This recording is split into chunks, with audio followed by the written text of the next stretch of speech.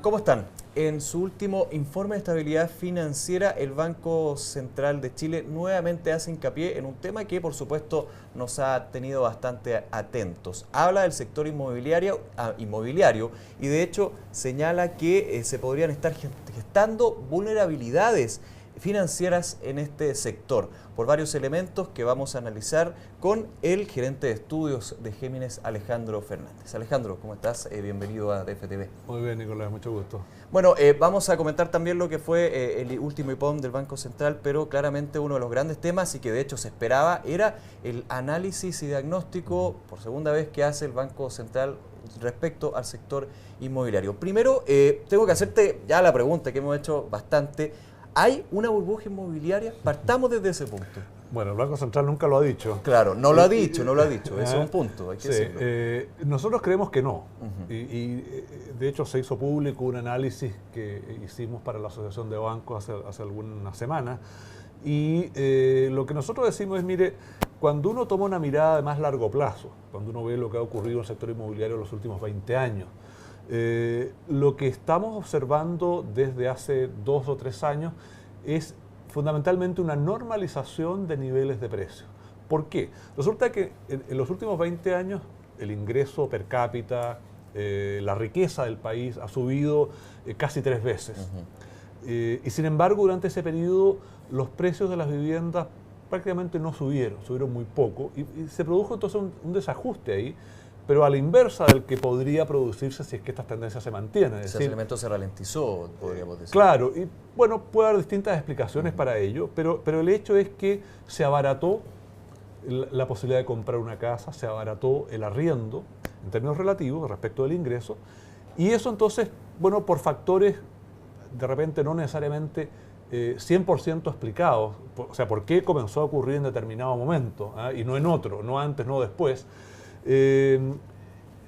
Estamos en un escenario donde los precios han subido fuertemente. Entonces, yo creo que aquí hay varias cosas. Uno, hay un aumento de costos. O sea, parte del aumento de precios refleja aumento de costos de los terrenos, de los insumos, de la mano de obra, y claramente ese es un tema que ha estado presente no solo en la construcción, sino en otros rubros también. Ustedes en su informe en este punto, perdón Alejandro, hablan de que no hay un crecimiento de manera artificial de estos precios. Así es. ¿A qué se refiere eso, para tenerlo más claro? Bueno, a que son consistentes con los fundamentos del mercado, básicamente. Perfecto. O sea, que son, dicho de otra manera, son precios que se pueden sostener en el tiempo, que no están inflados, que no están fuera de norma y por lo tanto que en algún minuto no van a tener que caer. ¿Okay? Después tenemos un tema de financiamiento. Es cierto, y llamó la atención respecto de ese tema hoy día Rodrigo Vergara, de que los bancos parecen estar un poquito más agresivos en su conducta de préstamo, o sea, tanto en porcentaje del préstamo que le dan al cliente de crédito hipotecario, como en tal vez en la cantidad de créditos que a veces puede tener una sola persona, cosas así. Ha habido un aumento en los últimos años considerable en este punto. Exactamente. Pero por otro lado, uno no ve un aumento en el financiamiento hipotecario anormal respecto a las tendencias históricas. O sea, el crédito hipotecario ha crecido siempre a 2 dígitos en términos reales. Y eso incluso está un poco más lento que en años anteriores. No parece haber un problema realmente claro allí. Y el otro tema es que cuando uno ve que hay un desajuste en el mercado inmobiliario, ve que el volumen de oferta, o sea, la cantidad de nuevas casas, oficinas, departamentos que se están ingresando al mercado es muy superior al histórico o al razonable o como lo quieras llamar.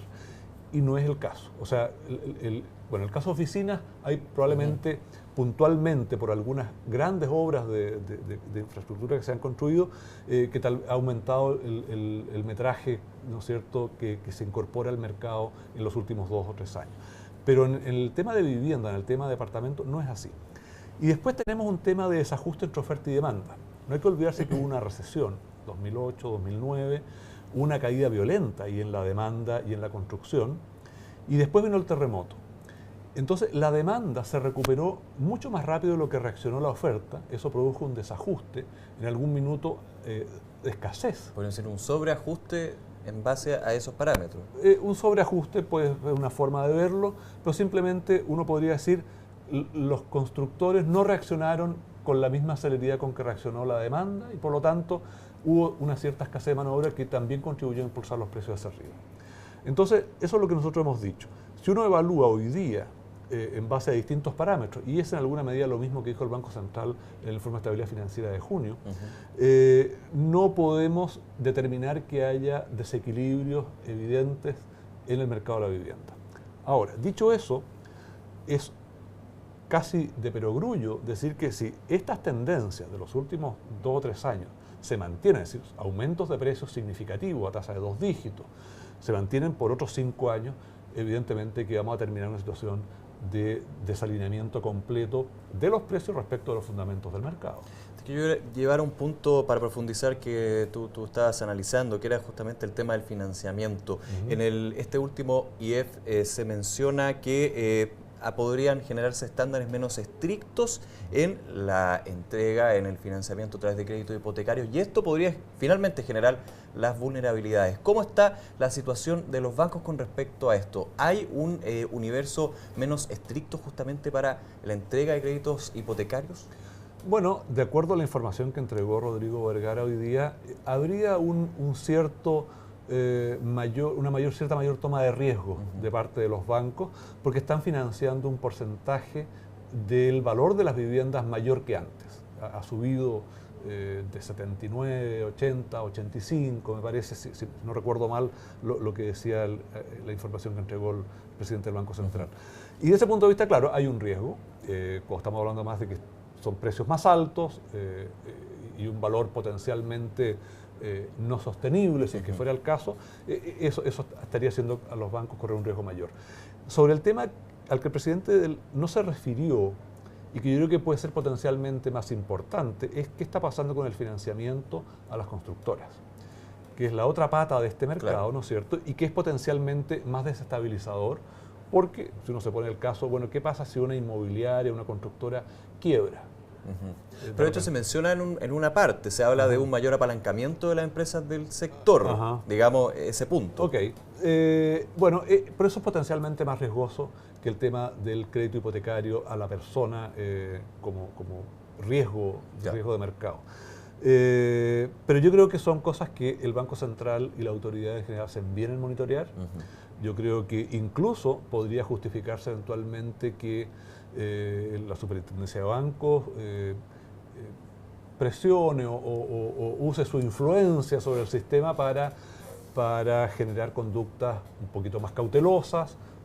Yo creo que está dentro de lo posible, lo que se llaman las medidas macroprudenciales, y me parece bien, me parece bien que evitar o frenar una potencial burbuja en sus comienzos. O sea, hoy día no parece haberla, pero como decía antes, si es que estas tendencias se sostienen por varios años más, podemos llegar a una situación donde efectivamente hay un problema. Por eso siempre se habla de señales de alerta. Alejandro, nos queda poquito tiempo, pero también es interesante ver un poco lo que ha sido la entrega de este informe de política monetaria. Hay un aumento en las proyecciones de crecimiento para Chile, muy en línea con los últimos datos que hemos conocido de crecimiento, de dinamismo de la economía. ¿Cuál es tu parecer con respecto a esto? Se habla de un Producto Interno Bruto que este año estaría en torno a un 5,5%. Efectivo, bueno, eso yo creo que estaba absolutamente internalizado en el mercado. De hecho, tenemos acumulado 5,7 hasta octubre, así es que hablar de 5,5 podría parecer incluso hasta un tanto conservador. Pero sí, yo creo que va a andar por ahí. Décimas más, décimas menos, corresponde.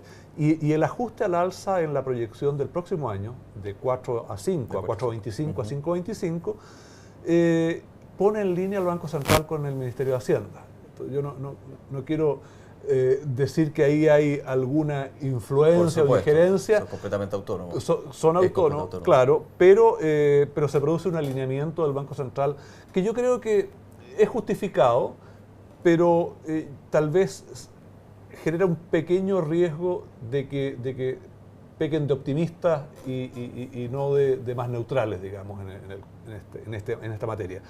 El otro tema que me parece que es muy importante es la insistencia, al igual que en el caso del tema inmobiliario, en el deterioro de la cuenta corriente. Y el Banco Central también subió las previsiones de hecho, la sube 3,8% del PIB en 2012 y a 4,6% del PIB el próximo año. Exactamente. Algo importante. Exactamente. Eso indica que yo no sé por qué hay tanto temor a decirlo, pero yo creo que esto ratifica mi creencia de que hay un sobrecalentamiento de la economía, que hay un exceso de gasto que no es sostenible y por lo tanto que algo va a tener que hacer alguien. Lo ideal sería que el fisco subejecutara el presupuesto el próximo año, que hiciera un ajuste fiscal para por esa vía frenar un poco la expansión del gasto, tiene un efecto multiplicador sobre el gasto privado. Y si no, el Banco Central, cuando la inflación se empiece a acercar al 3% de nuevo, que de hecho es la proyección que ellos tienen, va a tener que subir la tasa de política, que no es en este caso la opción más adecuada, porque una tasa más alta tiende a generar, al menos en el corto plazo, un tipo de cambio más bajo y eso de alguna manera va en contra del ajuste en la cuenta corriente. Bueno, varios temas que preocupan, que son señales de alerta en una economía pujante y que ha mostrado muy buenas cifras y que por supuesto nos mantendrán muy atentos ya mirando el 2013. Alejandro, muchas gracias. No, encantado, Nicolás. Un gusto estar acá. Y por supuesto ustedes ya lo dejamos invitados como siempre a una nueva entrevista aquí en DFTV.